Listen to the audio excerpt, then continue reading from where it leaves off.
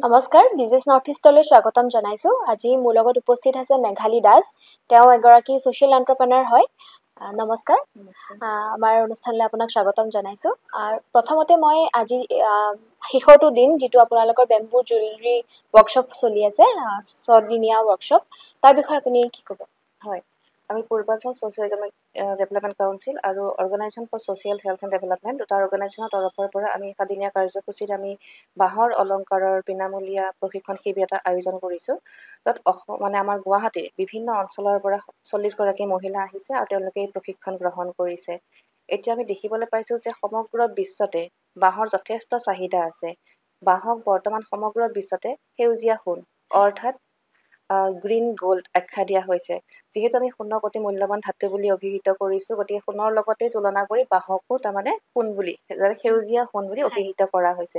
গতিকে এই সেউজীয়া সোণ বা বাঁহৰ ৰূপত গোটেই সমগ্ৰ বিশ্বতে এতিয়া বিভিন্ন ধৰণে পৰীক্ষামূলক কিছুমান আমাৰ ব্যৱহাৰিক কেনেদৰে আমি ব্যৱহাৰ কৰিব পাৰোঁ সেই বিষয়ে পৰীক্ষা নিৰীক্ষা চলি আছে। আৰু ইক' ফ্ৰেণ্ডলি যিহেতু বাঁহ, গতিকে বাঁহক সকলোৱে গ্ৰহণ কৰিছে ইক' ফ্ৰেণ্ডলি প্ৰডাক্ট হিচাপে। গতিকে এতিয়া সমগ্ৰ বিশ্বতে বাঁহৰ অলংকাৰৰ যথেষ্ট চাহিদা। আপুনি ৰাষ্ট্ৰীয় পৰ্যায়তে হওক বা আন্তঃৰাষ্ট্ৰীয় পৰ্যায়তে হওক বাঁহৰ যথেষ্ট অলংকাৰসমূহৰ চাহিদা দেখা গৈছে। গতিকে আমি ভাবিছোঁ যদি আমাৰ মহিলাসকলেও যদি বাঁহৰ অলংকাৰৰ এই জগতখনত তেওঁলোকেও প্ৰৱেশ কৰিব পাৰে, তেওঁলোকেও যদি অলংকাৰ বনাই আত্মনিৰ্ভৰশীল হ'ব পাৰে বা স্বনিৰ্ভৰশীল হ'ব পাৰে, তেতিয়াহ'লে নিশ্চয় খুব ভাল হ'ব। আৰু অসম আৰু উত্তৰ পূৰ্বাঞ্চলত বাঁহ যথেষ্ট পৰিমাণে আছে। আমি বাঁহৰ লগতেই জড়িত বা বাঁহ আমাৰ জীৱনৰ লগত জড়িত হৈ আছে। আমি আমাৰ দৈনন্দিন জীৱনতেই হওক, আমাৰ সাংস্কৃতিক জীৱনেই হওক বা আমাৰ বিভিন্ন ক্ষেত্ৰত বাঁহ আমাৰ অপৰিহাৰ্য অংগ। আৰু আমি বিভিন্ন সময়ত আমি দেখা পাওঁ গাঁৱে ভূঞে প্ৰত্যেকৰে ঘৰে ঘৰে বাঁহ আছে। আৰু গুৱাহাটী বা মহানগৰীতো বাঁহ সহজেই উপলব্ধ। গতিকে এই বাঁহকে যদি আমি সৰুগত কৰি এই বাঁহকে লৈ যদি আমি আত্মনিৰ্ভৰশীল হ'ব পাৰোঁ, তেতিয়াহ'লে ইয়াতকৈ ভাল খবৰনো কি আছে। গতিকে আমি প্ৰয়াস কৰিছোঁ বাঁহৰ জৰিয়তে আমাৰ মহিলাসকল স্বাৱলম্বী হওক, আৰু এইটো খুব সুন্দৰ উপায়। আৰু এনেকুৱা আপুনি বাঁহৰ ওপৰত প্ৰথমবাৰ কৰি আছেনে? আমি বাঁহৰ লগত আচলতে বিভিন্ন ধৰণে জড়িত হৈ আছোঁ। মই বাঁহৰ কাপোৰৰ বনাইছিলোঁ, বাঁহৰ ফেব্ৰিকৰ লগত জড়িত হৈ আছোঁ, বাঁহৰ শিল্পকলাৰ লগত জড়িত হৈ আছোঁ। আৰু বৰ্তমান বাঁহৰ বিভিন্ন সামগ্ৰী, অকল যে অলংকাৰেই হয় সেইটো নহয়, বিভিন্ন ধৰণৰ সামগ্ৰী কলাত্মক দিশৰ লগত আমি জড়িত হৈ আছোঁ। কিন্তু এই ৱৰ্কশ্বপটো হৈছে আমি বাঁহৰ অলংকাৰৰ ওপৰত আমি দিছোঁ। ইয়াৰ পিছত আমি বিভিন্ন পৰ্যায়ত বিভিন্ন ধৰণৰ আমি প্ৰশিক্ষণবিলাক আমি দি যাম। এতিয়া চাওক, মই কওঁ এডাল বাঁহৰ বজাৰত মূল্য, গাঁৱতো সকলোৰে ঘৰে ঘৰে আছে, গতিকে বিনামূলীয়াভাৱে বাঁহডাল পাব। যদি চহৰ অঞ্চলতো কিনে 150 টকা বা খুব বেছি 200 টকাৰ ভিতৰতে বাঁহডাল উপলব্ধ হয় বা কিনিব পাৰিব। আৰু এই বাঁহডালৰ পৰা তেওঁলোকে 1 লাখ টকা পৰ্যন্ত উপাৰ্জন কৰিব পাৰে। কাৰণ বাঁহৰ কোনো এটা অংশ পেলনিত নাযায়। প্ৰত্যেকটো বাঁহৰ অংশই তেওঁলোকে ব্যৱহাৰ কৰি অলংকাৰ বনাব পাৰে। এয়া মই পিন্ধিয়ে আছোঁ, দেখিছে আমাৰ ষ্টুডেণ্টে বনোৱা অলংকাৰ, এইবোৰ আমাৰ ষ্টুডেণ্টে বনোৱা অলংকাৰ পিন্ধিয়ে আছোঁ। তাৰমানে বাঁহৰ যে জেং বুলি যিটো কয় বা বাঁহৰ প্ৰত্যেকটো অংশই তেওঁলোকে ব্যৱহাৰ কৰি অলংকাৰ বনাব পাৰে। আৰু এই অলংকাৰসমূহ আমিয়ে আমাৰ অৰ্গেনাইজেশ্যনে ডাইৰেক্ট কৰিব, আমিয়ে কিনিম আৰু আমি তেওঁলোকক বিভিন্ন প্ৰদৰ্শনীবিলাকত ৰাষ্ট্ৰীয় পৰ্যায়ত হওক আন্তঃৰাষ্ট্ৰীয় পৰ্যায়ত হওক প্ৰদৰ্শনীবিলাকত আমি পঠোৱাৰ ব্যৱস্থা কৰিম। আৰু তেওঁলোকে উপাৰ্জনো কৰিব পাৰিব তেনেদৰে। আৰু এতিয়া যিহেতু আপুনি কৈছে যে বাঁহৰ চাহিদা বাঢ়ি গৈ আছে, বাঁহৰ চাহিদাৰে কেনেকৈ কিমানখিনিলৈকে উপাৰ্জন কৰিব পাৰিব, উপাৰ্জন কৰি পেলাই কেনেকৈ স্বাৱলম্বী হ'ব পাৰিব, সেই বিষয়ে আপুনি কি? বাঁহটো উপলব্ধ বুলি ক'লোৱে, সহজভাৱে উপলব্ধ, সকলোৱে বাঁহ এডাল অনায়াসে আনি ল'ব পাৰে।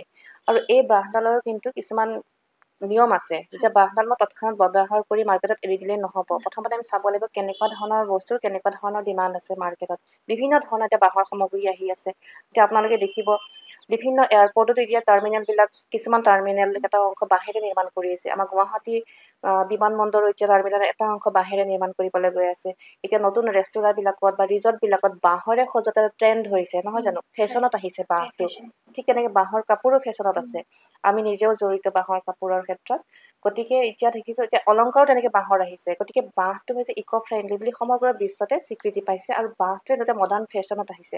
তাতোকৈ ডাঙৰ কথা হৈছে বাঁহডাল, আমি জানো প্ৰত্যেকটো গছেই অক্সিজেন শোষণ কৰে, কাৰ্বন ডাই অক্সিজেন শোষণ কৰে, আৰু অক্সিজেন তেওঁলোকে আমাক দিয়ে। কিন্তু বাঁহৰ ক্ষেত্ৰত দেখা যায় যে 35% তেওঁলোকে বেছিকৈ কাৰ্বন ডাই অক্সাইড শোষণ কৰে।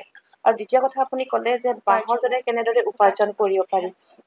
প্ৰথমতে আমি চাব লাগিব বৰ্তমান মাৰ্কেটত কোনটো বস্তু কেনেকৈ চলি আছে, দামবোৰ কেনেকৈ, সেইমতে আমি নিৰ্মাণ কাৰ্যত আমি হাত দিব লাগিব। দ্বিতীয় কথা ট্ৰিটমেণ্ট, বাঁহত আমি ট্ৰিটমেণ্ট কৰিব লাগিব। ট্ৰিটমেণ্ট নকৰাকৈ আমি যদি দেখাক দেখি বজাৰত উলিয়াই দিওঁ, তেতিয়া হয়তো আমি মাৰ খাই যাম। ঘোনে ধৰিব পাৰে, পোকে ধৰিব পাৰে, তেতিয়া আমাৰ মাৰ্কেটখন নিজে নোহোৱা হৈ যাব। সকলো বস্তুৰ এটা বৈজ্ঞানিক ভিত্তি থাকিব লাগে, এটা প্ৰশিক্ষণ থাকিব লাগে। এতিয়া আপোনাৰ বাঁহ বেতৰ ট্ৰেইনিঙৰ বিনামূলীয়া প্ৰশিক্ষণ আনহাতে দিয়া চৰকাৰী অনুষ্ঠানো আছে। তেওঁলোকে বিনামূলীয়াকৈ প্ৰশিক্ষণেই দি আছে। গতিকে তেনেকুৱা ধৰণৰ অনুষ্ঠানৰ লগতো যোগাযোগ কৰি আছে। আমাৰ ওচৰতে বৰ্ণিহাটতে তেনেধৰণৰ অনুষ্ঠান আছে, বা আমিও তেনেকুৱা অনুষ্ঠান দি আছোঁ। আমি সৰু সৰুকৈ দি আছোঁ, কিন্তু চৰকাৰী পক্ষৰ পৰা ডাঙৰ ডাঙৰ অনুষ্ঠান কিছুমান আছে। গতিকে বাঁহৰ যদি ব্যৱসায় কিছুমান যদি বহল ভিত্তিত কৰিব বিচাৰোঁ, তেতিয়াহ'লে আমি এনেধৰণৰ প্ৰশিক্ষণ লোৱাটো খুবেই জৰুৰী। তাত কোনো পইচা পাতি নালাগে দেই, বিনামূলীয়াভাৱে প্ৰশিক্ষণবিলাক হৈ আছে। এইটো চৰকাৰী অনুষ্ঠান। আৰু দ্বিতীয়তে আমি যিবিলাক প্ৰশিক্ষণ দি আছোঁ, সেইবিলাকো আমি বিনামূলীয়াকৈ দি আছোঁ। আৰু এডাল বাঁহৰ পাতটোৰ পৰা, তাৰপৰা এটা গাঁঠিৰ পৰা এটা গাঁঠিলৈ আপুনি অসমতে 8,000 টকা উপাৰ্জন কৰিব পাৰিব। আৰু আপুনি যদি ৰাষ্ট্ৰীয় পৰ্যায়লৈ যায় বা আন্তঃৰাষ্ট্ৰীয় পৰ্যায়লৈ যায়, তেতিয়াহ'লে আপোনাৰ মানে বাঢ়ি যাব এনেকুৱা, বাঁহ বস্তুটো এনেকুৱা, তাত কোনো মূল্যটো নিৰ্ধাৰিত নাই। গতিকে আপুনি ভাল মাৰ্কেটত যদি লৈ যায়, আপুনি ভাল যদি আপোনাৰ কামখিনি যদি ভাল হয়, আপোনাৰ নিজে নিজে দামটো মূল্যবৃদ্ধি আপুনি বেছিকৈ পাব। তেনেকুৱা মানে পৰিকল্পনা আছে নেকি? তেনেকুৱা নিশ্চয় পৰিকল্পনা আছে। আমি নিজেও বিভিন্ন তেনেকুৱা ধৰণৰ প্ৰদৰ্শনীবিলাকত আমি যাওঁ, অংশগ্ৰহণ কৰোঁ ৰাষ্ট্ৰীয় পৰ্যায়ত।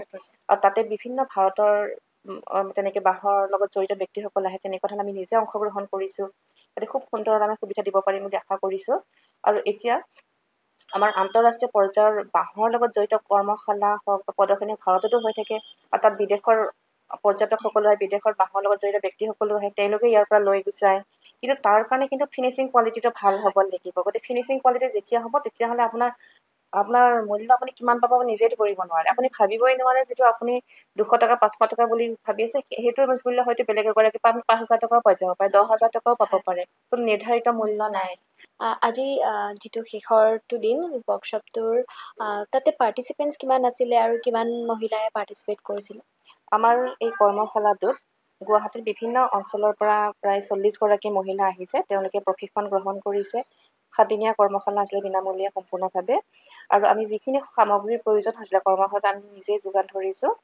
আৰু তেওঁলোকে যিখিনি সামগ্ৰী উৎপাদন কৰিছে মানে আমাৰ কৰ্মশালাটোৰ জৰিয়তে, সেইখিনি আমি ডিছপ্লে কৰিছোঁ, আপোনালোকে নিশ্চয় দেখিবলৈ পাইছে। আৰু পৰৱৰ্তী পৰ্যায়ত আমি আশা ৰাখিছোঁ যে ইয়াৰ পৰা খুব ভাল ভাল উদ্যোগী কিছুমান ওলাব। আমি তেওঁলোকক উদ্যোগ গঠনতো সহায় কৰি আছোঁ, যে তেওঁলোকক আমি বেংকৰ লগত লিংকেজ কৰাই দিম। আৰু বিভিন্ন ধৰণৰ স্কীম আছে মহিলা উদ্যোগীৰ বাবে আমাৰ চৰকাৰৰ তৰফৰ পৰা। এই স্কীমৰবিলাকৰ লগত তেওঁলোকক আমি জড়িত কৰিবলৈ প্ৰয়াস কৰিম। আৰু তেনেধৰণৰ প্ৰশিক্ষণ কিছুমানো হ'ব। আমি চেষ্টা কৰিম যাতে তেওঁলোকক আমি এগৰাকীকৈ উদ্যোগী গঠন হিচাপে তেওঁলোকক মানে আমি গঢ়িব পাৰোঁ। আৰু দ্বিতীয়তে তেওঁলোকে যিখিনি সামগ্ৰী উৎপাদন কৰিব, তেওঁলোকে নিজাববীয়াকৈ কৰিবই। তাৰ উপৰিও তেওঁলোকে যিখিনি ইচ্ছা কৰে, তেওঁলোকে বাইবেক কৰিব, আমি নিজেই কিনি তেওঁলোকক মানে বিভিন্ন অঞ্চলৰ বা বিভিন্ন ৰাজ্যৰ তেনেকৈ আমি প্ৰদৰ্শনীবিলাকত বা বিভিন্ন বিপণীসমূহত আমি পঠোৱাৰ ব্যৱস্থা কৰা হ'ব। আৰু তেনেদৰে ভাবোঁ তেওঁলোকে অৰ্থনৈতিকভাৱে স্বাৱলম্বী হ'ব। আৰু এগৰাকী মহিলা যেতিয়া অৰ্থনৈতিকভাৱে স্বাৱলম্বী হয়, তেতিয়াহ'লে সমাজখনো খুব মানে সবল হয় বুলি ক'ব পৰা যায়। আৰু আপুনি যেনেকৈ ক'লে সামগ্ৰীবোৰ আপোনালোকে দিছে, তাৰ কাৰণে আপোনালোকে ফাণ্ডিং বা কিবা তেনেকুৱা পাইছে? ফাণ্ডিং মানে আমি আমাৰ অৰ্গেনাইজেশ্যনৰ তৰফৰ পৰাই কৰিছোঁ। আমি এতিয়াৰ পৰা চৰকাৰৰ পৰা তেনেধৰণৰ কোনো বিশেষ ব্যৱস্থা আমি বিচৰা নাই। আচলতে আমি নিজাববীয়াকৈ কৰিছোঁ। আমি এইটো এটা পৰীক্ষামূলকভাৱে কৰিছোঁ, আৰু দেখিছোঁ মহিলাসকলে যথেষ্ট উৎসাহেৰে কৰি আছে। আৰু ফাণ্ডিঙৰ ব্যৱস্থা আছে, নিশ্চয় আছে। অদূৰ ভৱিষ্যতে আমি তেওঁলোকক আমি লিংকেজ কৰাই দিম, স্কীমবিলাকৰ লগত মহিলাসকলক জড়িত কৰাই দিম, বেংকৰ লগত জড়িত কৰাই দিম। আৰু তেওঁলোকে যদি বিচাৰে ভৱিষ্যতে আৰু উচ্চ প্ৰশিক্ষণ বিচাৰে, তেতিয়াহ'লে আমি বিভিন্ন ধৰণৰ ইনষ্টিটিউটবিলাক আছেই, চৰকাৰৰ তৰফৰ পৰা তেওঁলোকৰ লগত আমি লিংকেজ কৰাই দিম।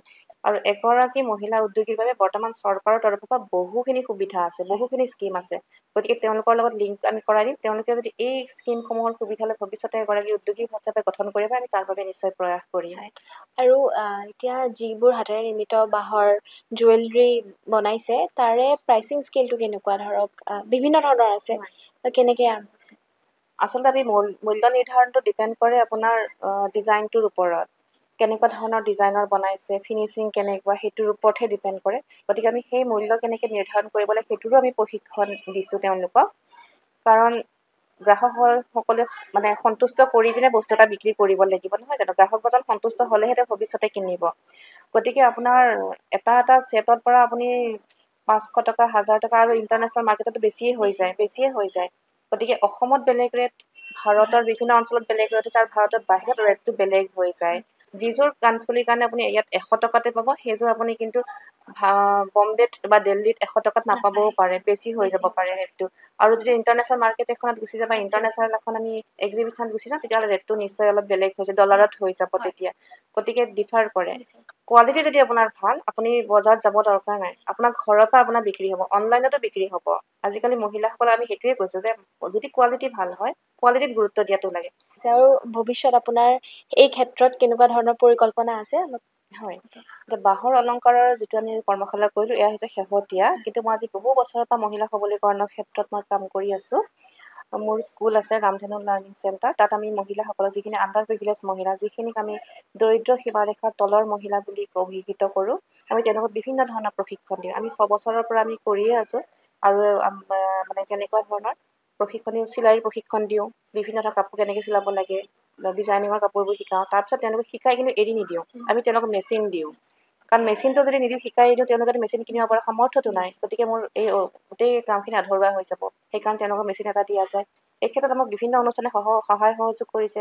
ফিকি ফ্ল' নৰ্থ ইষ্ট বুলি অনুষ্ঠান এটা আছে, তেওঁলোকৰ মই নাম ল'বই লাগিব, তেওঁলোকে সহায় কৰি আছে। আৰু বিভিন্ন অনুষ্ঠানে আমাক সহায় সহযোগ কৰে। আমি তেওঁলোকক এটা মেচিন দিওঁ। আৰু যিসকল মহিলাই ব্যৱসায় আৰম্ভ কৰিছে বা ব্যৱসায় কৰিছে, দোকান আদি দিছে, তেওঁলোকক আমি ছেকেণ্ড মেচিন এটাও দিয়া যায়, যাতে তেওঁলোকে ব্যৱসায় বৃদ্ধি কৰিব পাৰে। দ্বিতীয়তে, আমি পাৰ্লাৰ খুলিছোঁ। পাৰ্লাৰত আমি তেনেকুৱা ধৰণৰ মহিলাসকলকে প্ৰশিক্ষণ দিয়া যায়, যাতে তেওঁলোকে নিজাববীয়াকৈ কিবা এটা কৰিব পাৰে। আমাৰ মহিলাসকলে হোম ছাৰ্ভিচ কৰি খুব ভাল পাইছে, আৰু নিজৰ মতে তেওঁৰ ঘৰখনো চলাই আছে, হোম ছাৰ্ভিচ কৰি উপাৰ্জন কৰি আছে। আৰু মই খুব গৌৰৱে ক'বলৈ বিচাৰিম যে যিসকল মহিলা আগতে 1 টকা উপাৰ্জন কৰা নাছিল, আমাৰ এই প্ৰশিক্ষণ শিবিৰবিলাকত অংশগ্ৰহণ কৰি তেওঁলোকে মাহত 10,000 পৰা 30,000 টকালৈকে উপাৰ্জন অনায়াসে কৰি আছে। আৰু এইখিনি মই আৰু এটা কথা ক'ব বিচাৰিম, আমাৰ আৰু এটা অনুষ্ঠান আছে, মই জেনেৰেল ছেক্ৰেটেৰী হৈ আছোঁ অসম ষ্টেটৰ।